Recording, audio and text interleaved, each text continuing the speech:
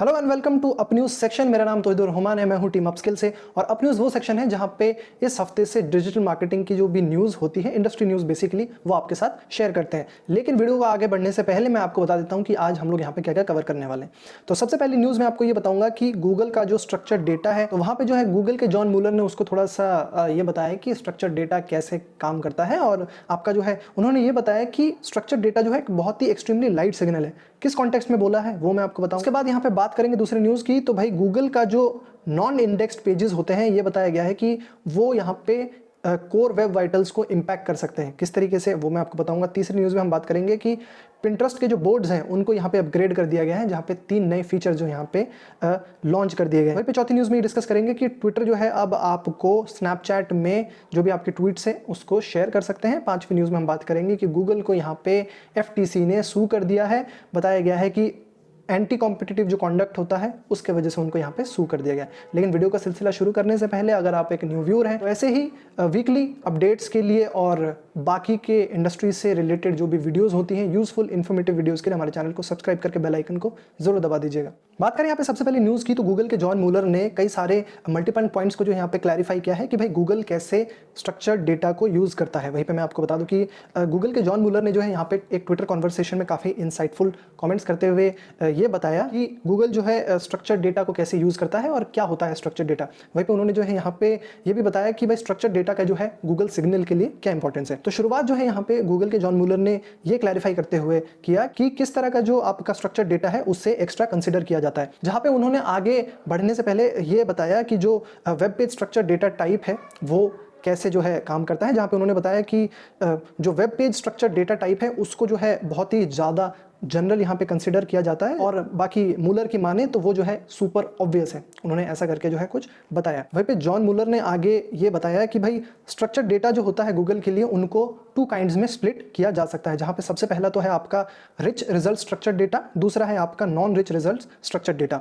जो आपका rich result structured data है वो सर्च रिजल्ट लिस्टिंग के लिए जो है क्वालिफाई कर सकता है, जो कि इन्हांस्ड होता है, और उसी को जो है रिच रिजल्ट बोलते हैं। और जो नॉन रिच रिजल्ट्स होते हैं वो यहाँ पे क्वालिफाई नहीं करता है। वहीं पे मैं आपको बता देता हूँ कि अगर इसको हम और स्पेसिफिकली बात करें तो एग्जांपल के तौर पे जो rich result structure data type होता है वो आप जो है वेब पेज में कैसे यूज़ कर सकते हैं। तो जैसे कि आपके आर्टिकल्स हो गए या फिर न्यूज़ आर्टिकल हो गया या फिर हाउ टू करके जो होते हैं उनको यहाँ पे जो है बताया गया है कि वो रिच रिजल्ट स्ट्रक्चर्ड डेटा है। तो अगर जो है आप ऑलरेडी एक स्पेसिफिक स्ट्रक्चर्ड डेटा जैसे कि आर्टिकल हो गया उसको यूज़ कर रहे हैं तो यहाँ पे जो है कोई रीज़न नहीं बनता है कि आप जो है वेब पेज स्ट्रक्चर्ड डेटा को यूज़ करें, जो कि बताया गया है कि ये जो है अननेसेसरी है। वहीं पे उन्होंने आगे ये भी बताया कि और भी कई तरीके स्ट्रक्चर्ड डेटा टाइप्स होते हैं जो कि non rich results structured data होते हैं, जो आपको रिच रिजल्ट्स तो शो नहीं करेंगे लेकिन वो जो है वेब पेजेस के लिए स्पेसिफिकली ज़रूरी है। जैसे कि आपका अबाउट पेज हो गया, चेकआउट पेज हो गया या फिर कलेक्शन पेज जो हो गया, उसको यहाँ पे जो है बताया गया है। जहाँ पे ये बताया गया है कि वो जो है आपके किसी भी रिच रिजल्ट्स के लिए क्वालिफाई तो नहीं करेंगे, बट इसका मतलब ये नहीं कि आप जो है अबाउट पेज का जो स्ट्रक्चर डेटा है उसको आप यूज़ नहीं कर सकते। यहाँ पे कम्युनिकेट करने के लिए जहाँ पे जो है आप जो भी सर्च इंजन है उसको ये बताएं कि ये जो पेज है वो किसके लिए है। वहीं पे उन्होंने ये भी बताया कि अगर जो स्ट्रक्चर डेटा टाइप है अगर वो आपके गूगल के डेवलपर पेजेस में लिस्टेड नहीं है, तो अगर आपका जो है स्ट्रक्चर डेटा टाइप वो क्वालिफाई भी करता है रिच रिजल्ट के लिए, तो आप जो है ये एक्सपेक्ट मत कीजिए कि आपको जो है यहाँ पे कोई रिजल्ट दिखेगा। और ये बताया गया है कि आप जो है अपने एक्सपेक्टेशंस को लोअर ही रहने दें, ज़्यादा यहाँ पे जो है हाई ना करें। वहीं पे जॉन मूलर ने आगे ये भी बताया कि जो non rich result structure data है वो आपको हेल्पफुल तो ज़रूर हो सकता है लेकिन एक बहुत ही लिमिटेड वे में। हालांकि उन्होंने यहाँ पे जो है उसको स्पेसिफाई नहीं किया कि किस सेंस में जो है वो उसको बोल रहे हैं, किस कॉन्टेक्स्ट में वो लोग जो है इसको बताने की कोशिश कर रहे हैं। लेकिन मैं आपको बता दूं कि जॉन मूलर ने जो है यहाँ पे रीअफर्म करते हुए ये बताया कि स्ट्रक्चर डेटा का जो है वैल्यू है और वहाँ पे उसकी वैल्यू है जहाँ पे जो आपका जो भी आपके स्पेसिफिक डिटेल्स होते हैं उसको एक्यूरेटली समझने में दिक्कत आती है, वहाँ पे इसकी ज़रूरत है। जहाँ पे मैं आपको बताऊँ कि स्ट्रक्चर डेटा जो है जो भी आपका कम्युनिकेटिंग इन्फॉर्मेशन होता है जहाँ पे उसकी सबसे ज़्यादा ज़रूरत है, जैसे कि आपके फ़ोन नंबर्स हो गया, रेटिंग्स हो गया, डेट्स हो गया, उसकी जो है वहाँ पे बहुत ज़्यादा ज़रूरत पड़ती है। वहीं पे मूलर ने यह भी कहा कि जो आपका स्ट्रक्चर डेटा होता है वो एक एक्सट्रीमली लाइट जो है वो सिग्नल के तौर पे होता है। ये जो है स्टेटमेंट हालांकि कैसे किस कॉन्टेक्स्ट में उन्होंने बोला और आगे जो है इसका क्लैरिफिकेशन की ज़रूरत होगी, तो जितना उन्होंने बताया इसका मैंने आपको जो है यहाँ पे बता दिया। बात करें दूसरे न्यूज़ की, तो यहाँ पे गूगल ने कंफर्म किया है कि भाई जो आपके नॉन इंडेक्स पेजेस होते हैं उनको यहाँ पे किसी साइट के कोर वेब वाइटल्स को इवैल्यूएट करने के लिए यूज़ किया जा सकता है। और ये बताया जा रहा है कि ये जो है बहुत जल्द एक सर्च रैंकिंग फैक्टर जो है बन जाएगा। वहीं पे अगर मैं इसको एक दूसरे वे में सबको समझाऊं तो जो पेजेस हैं जिनको आप डेलिबरेटली बाहर रखते हैं गूगल के सर्च इंडेक्स से, उनको जो है अब बहुत जल्द इवैल्यूएट किया जाएगा गूगल के थ्रू, जिसके वजह से वो जो है आपके जो भी सर्च इंजन के रैंकिंग्स हैं उसमें यहाँ पे जो है फ़र्क देखने को, या फिर यूँ कह ले कि इम्पैक्ट पड़ सकता है आपके जो भी सर्च रैंकिंग्स है उस पर। जहाँ पे ये बताया जा रहा है कि ये जो है एक रीजनेबल कॉज है, जहाँ पे जो भी आपके एसईओज हैं और साइट ओनर्स हैं उनके लिए जो है ये दिक्कत की बात हो सकती है। और इसके ऊपर जो है काफ़ी डिस्कशन भी हुआ है जो कि जॉन मूलर करते हैं अपने Google search centre live stream में, इस पे जो है काफ़ी बातचीत हुई है। तो उनसे जो है ये क्वेश्चन पूछा गया था कि गूगल जो है कैसे एग्रीगेट डेटा को यूज़ करता है जो आपके कोर वेब वाइटल्स हैं उनको मेजर करने के लिए। तो ये बताया गया कि गूगल जो है ग्रुप पेजेस को यहाँ पे लेता है, उनको एनालाइज करता है और जो डेटा है उसको यूज़ करता है ये कैलकुलेट करने के लिए कि भाई जो कोर वेब वाइटल्स है वो आपको इंटायर साइट के लिए कैसे रिप्रेजेंट करते हैं। वहीं पे जॉन मूलर से ये भी पूछा गया कि गूगल जो है कैसे ग्रुप्स ऑफ पेजेस को यहाँ पे चूज़ करता है, जिसके वजह से वो जो है यहाँ पे कोर वेब वाइटल्स को किस तरीके से कैलकुलेट कर पाता है। उन्होंने यहाँ पे ये बताया कि गूगल जो है किसी भी यूआरएल को ग्रैब करके वो जो है यहाँ पे इवैल्यूएट कर सकता है और इससे जो है जो भी आपके साइट के वेब वाइटल्स हैं उसके बारे में आपको पता चल सकता है। जहाँ पे ये जो है एक वरिंग साइन है उन लोगों के लिए या फिर उन साइट्स के लिए और जो स्लो पेजेस हैं जिन्होंने जो है डिलिबरेटली नॉन इंडेक्स कर रखा है उन यूआरएल्स को। वहीं पे मूलर से ये भी पूछा गया कि क्यों नॉन इंडेक्स पेजेस को यहाँ पे जो कोर वेब वाइटल्स हैं उनके टुवर्ड्स कंसिडर किया जाता है। तो उन्होंने जो है काफ़ी एक रैशनल आंसर देते हुए ये बताया कि जो कोर वेब वाइटल्स हैं उनको इस तरीके से डिज़ाइन किया गया है कि वो पेज एक्सपीरियंस को यहाँ पे मेजर कर पाए, और जो नॉन इंडेक्स पेजेस होते हैं वो जो है बहुत हद तक एक्सेसिबल होते हैं जो भी यूज़र्स होते हैं उस साइट पे उनको। तो ये जो है आपका एक ऑब्वियस रीज़न बन जाता है कि ये जितना भी आपका नॉन इंडेक्स पेजेस हैं वो आपके ओवरऑल जो इवैल्यूएशन है उसके अंडर में आएंगे। बात करें यहाँ पे अगली न्यूज़ की तो भाई पिंटरेस्ट यहाँ पे 3 नए फीचर जो है लॉन्च कर रहा है अपने बोर्ड्स के लिए, जहाँ पे अब जो यूज़र्स हैं उनके लिए जो है बताया जा रहा है कि जो भी उनका टाइम है प्लेटफॉर्म पे, मतलब पिंटरेस्ट पे जो भी उनका टाइम रहेगा वो अब प्रोडक्टिव तरीके से उसको जो है अपने टाइम को यहाँ पे यूज़ कर पाएंगे। जहाँ पे ये बताया जा रहा है कि जो पिंटरेस्ट के बोर्ड्स हैं उसमें जो है एक काफ़ी ज़्यादा उछाल देखने को मिला है, जहाँ पे यहाँ पे कंपनी ने ये रिपोर्ट किया है कि 35% का ईयर ओवर ईयर इंक्रीज़ हुआ है उनके भी जो भी नंबर ऑफ बोर्ड्स है जो कि यहाँ पे मंथली क्रिएट होते हैं उस नंबर में। वहीं पे उन्होंने ये भी बताया कि यहाँ पे जो है कुछ नए बोर्ड क्रिएशंस जो कि एक पर्टिकुलर तरह के हैं उसमें जो है इंक्रीज़ देखने को मिला है। तो कौन से कैटेगरीज मैं आपको बता देता हूँ। तो जैसे कि आपका होम इंप्रूवमेंट हो गया,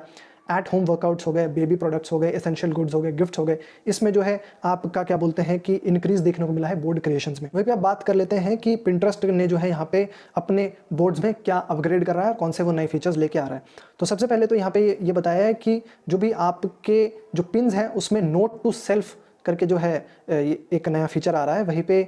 जो भी आपके पिन्स हैं किसी बोर्ड में उसको अब आप फेवरेट कर पाएंगे उस स्पेसिफिक पिन को। वहीं पे जो तीसरा अपडेट है वो ये है कि एक टूल बार दिया जा रहा है जहाँ पे जो भी बोर्ड के फंक्शंस है उसको आप क्विकली एक्सेस कर पाएंगे। कर लेते हैं इन सारे फीचर्स की कि कैसे ये काम करते हैं। तो जो नोट्स टू सेल्फ है वो कैसे काम करता है मैं आपको बताता हूँ। तो अगर आप कोई भी पिन को सेव करते हैं अपने स्क्रीन पे तो वहाँ पे जो एक नया सेक्शन आ जाएगा जहाँ पे जो भी यूज़र है वो एक प्राइवेट मैसेज यहाँ पे लिख पाएंगे, जिसके वजह से वो ये होगा कि अगर आप उस पिन को दोबारा रिविजिट करना चाहें तो आप जो है उसको कर सकेंगे, और जिसके वजह से आपको ये भी ईजी हो जाएगा कि आपने उस पिन को जो है किस पर्पज़ के लिए यहाँ पे सेव किया था। तो इस वजह से इसको जो है लॉन्च किया जा रहा है। दूसरे फीचर की तो वो है बोर्ड फेवरेट्स की। तो यहाँ पे पिंटरेस्ट जो है इस फीचर को टेस्ट कर रहा है जहाँ पे अब जो है वो यूजर्स को अलाउ करेगा जो भी टॉप पिन्स है ना उसको आप यहाँ पे जो है फेवरेट मार्क कर सकते हैं। जहाँ पे एक स्टार आइकन होगा उसमें आप जब टैप करेंगे तो जो भी आपके उस बोर्ड में पिन्स होंगे वो फेवरेट मार्क हो जाएंगे, जहाँ पे आप जो है फिर बाद में उसको क्विकली फाइंड कर पाएंगे। जहाँ पे आपको जो है अगर कोई पिन को जो आपके फेवरेट पिन से उसको सॉर्ट करना है तो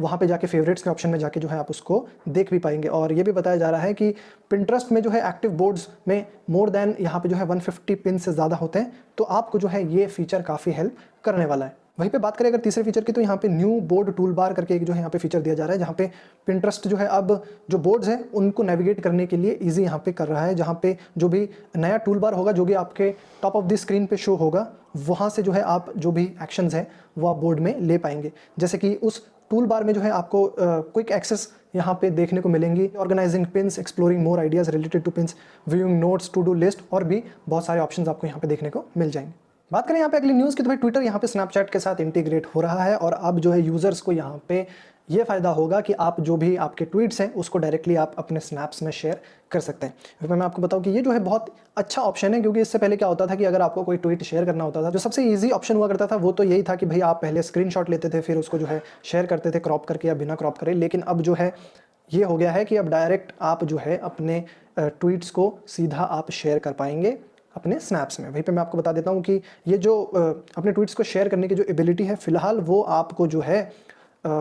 iOS में ही देखने को मिलेगा और एंड्रॉयड में भी बताया जा रहा है कि बहुत जल्द जो है ये आ जाएगा। वहीं पे मैं आपको बता दूं कि यहाँ पे ये बताया गया है कि आप जो है किसी भी ट्वीट को यहाँ पे पब्लिश नहीं कर सकते स्नैपचैट में। आप बस जो है यहाँ पे किसी भी पब्लिक ट्वीट को, चाहे वो आपका हो या किसी और का हो, वो जो है आप यहाँ पे अपने स्नैपचैट स्टोरी में पोस्ट कर पाएंगे। वहीं पे ये भी बताया गया है कि आप जो है किसी ट्वीट को कंपोज करके साइमल्टेनियसली दोनों ऐप्स में जो है आप यहाँ पे पोस्ट नहीं कर पाएंगे। वहीं पे बताया ये भी जा रहा है कि अगर कोई स्नैपचैट यूजर उस स्नैप को देखता है और जो ट्वीट उसमें एम्बेडेड है उसको यहाँ पे जो है टैप करके ये बताया जा रहा है कि आप उस ट्वीट को देख भी पाएंगे जो ट्विटर ऐप है उसमें जाकर। वहीं पे आप जो है इससे क्या होगा कि आप जो है जो भी उस ट्वीट के ऑथर प्रोफाइल है उसको भी यहाँ पे चेकआउट कर पाएंगे और उनके जो बाकी के जो कंटेंट है, अगर वो कोई इंटरेस्टिंग पर्सनालिटी हुई तो उसको भी जो है यहाँ पे चेक कर पाएंगे। वहीं पे बताया जा रहा है कि ये ट्विटर का जो इंटीग्रेशन हो रहा है स्नैपचैट के साथ, इससे ये बताया जा रहा है कि एक बहुत अच्छा एंगेजमेंट में जो है बूस्ट देखने को मिल सकता है जो भी यूजर्स हैं उस प्लेटफॉर्म में उनके लिए। वहीं पे ये भी बताया गया है कि जो ट्वीट्स आप यहाँ पे शेयर करेंगे स्नैपचैट में वो बाकी के कंटेंट की तरह भी यहाँ पे जो है डिसअपीयर हो जाएगा।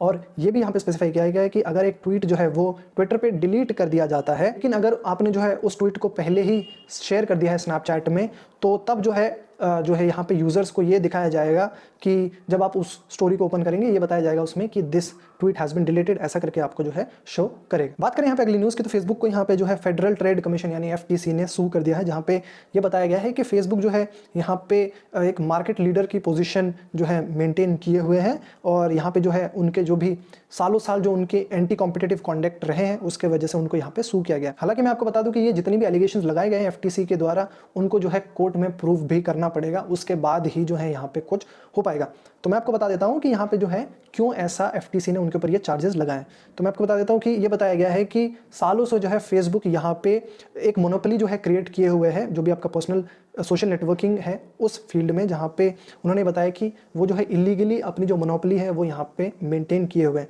जहाँ पे ये बताया गया है कि वो लोग ऐसे प्रैक्टिसेस यहाँ पे कर रहे हैं जहाँ पे जो दूसरे कंपनीज हैं उनको ग्रो करने के लिए या फिर उनको यहाँ पे फेसबुक के साथ कॉम्पीट करने के लिए नेक्स्ट टू इम्पॉसिबल बन जाता है। यहाँ पे FTC ने अपने इस लॉ सूट में ये क्लेम किया है कि ये सारे जो है कंक्लूजन्स पे वो लोग तब आए जब एक जो है काफ़ी बड़ा इन्वेस्टिगेशन जो है किया गया फेसबुक के ऊपर, जहाँ पे ये बताया गया है कि 46 स्टेट्स के जो अटॉर्नी जनरल है उन्होंने जो है यहाँ पे उसके ऊपर रिसर्च किया और इन्वेस्टिगेट किया, तब जाके ये जो है उन्होंने लॉ सूट फाइल किया। वहीं पे इस लॉ सूट में जो की एरिया ऑफ फोकस है वो है कि जो भाई फेसबुक के जो भी एक्विजिशंस रही हैं, जो भी उनके राइवल्स ऐप है, जिसके वजह से कि जो उनके भी कॉम्पिटिशन उनको यहाँ पे एलिमिनेट फेसबुक ने कर दिया है। ये बताया जा रहा है कि FTC ने इस इशू के उस तहत पे लिया है कि जो इंस्टाग्राम का एक्विजिशन हुआ 2012 में और व्हाट्सएप को जो यहाँ पे जब फेसबुक ने 2014 में उसको एक्वायर कर लिया, तो इन सब के एलिगेशंस लगाते हुए यहाँ पे FTC ने वो लॉ सूट जो है फाइल किया। यहाँ पे ये आरोप लगाए गए हैं कि भाई इंस्टाग्राम के साथ कम्पीट करने के बजाय यहाँ पे फेसबुक ने जो है इंस्टाग्राम को ही $1 बिलियन में परचेज कर लिया। इसके बाद बात करें व्हाट्सएप की, तो व्हाट्सएप को जो है बताया जा रहा है कि वो मोबाइल मैसेजिंग में 2014 में जो है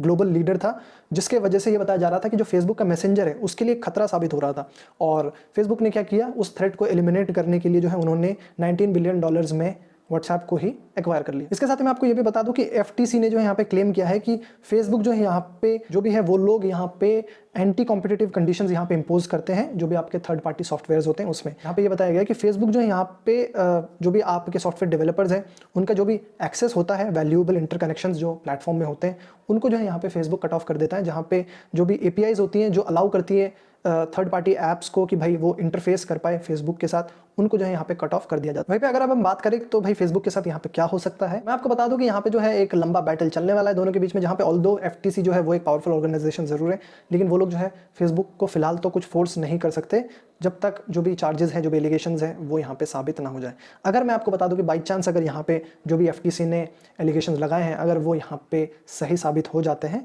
तो क्या हो सकता है मैं आपको बता दूं। तो भाई फेसबुक जो है यहाँ पे जो भी उसके एसेट्स हैं जैसे कि इंस्टाग्राम हो गया या फिर व्हाट्सएप हो गया, उसमें जो है इनको यहाँ पे डिसइन्वेस्ट करना पड़ेगा। उसके बाद ये बताया गया है कि फेसबुक को जो है यहाँ पे वो आगे चल के जो है कोई भी एंटी कॉम्पिटिटिव कंडीशंस को जो है यहाँ पे इंपोज नहीं कर पाएगा सॉफ्टवेयर डेवलपर्स के ऊपर। तीसरा ये बताया जा रहा है कि फेसबुक को जो है यहाँ पे परमिशन लेनी पड़ेगी, एक प्रायर नोटिस देना पड़ेगा, जहाँ पे अगर वो लोग किसी भी फ्यूचर में किसी भी मर्जर या फिर एक्विजिशन के लिए अगर वो लोग बातचीत करते हैं तो उनको अप्रूवल लेना पड़ेगा, उसके बाद ही जो है वो लोग किसी भी कंपनी या जो भी है उसको यहाँ पे एक्वायर कर पाएंगे। तो दोस्तों बस ये थी इस हफ्ते की अप न्यूज़। मुझे उम्मीद है आपको जो है वीडियो पसंद आया होगा, इन्फॉर्मेटिव लगा होगा, तो वीडियो को ज़रूर लाइक कीजिएगा, अपने फेलो फ्रेंड्स के साथ इसको ज़रूर शेयर कीजिए जिसको लगता है कि आपको हेल्पफुल होने वाला है। बाकी आप जो है कमेंट्स कर सकते हैं, आपका कुछ सवाल है तो हम लोग उसका ज़रूर जवाब देंगे और हम मिलेंगे आपको अगली वीडियो में। तब तक आप देखते रहिए अपस्किल को, अपने आप को अपस्किल करते रहिए। Thanks for watching.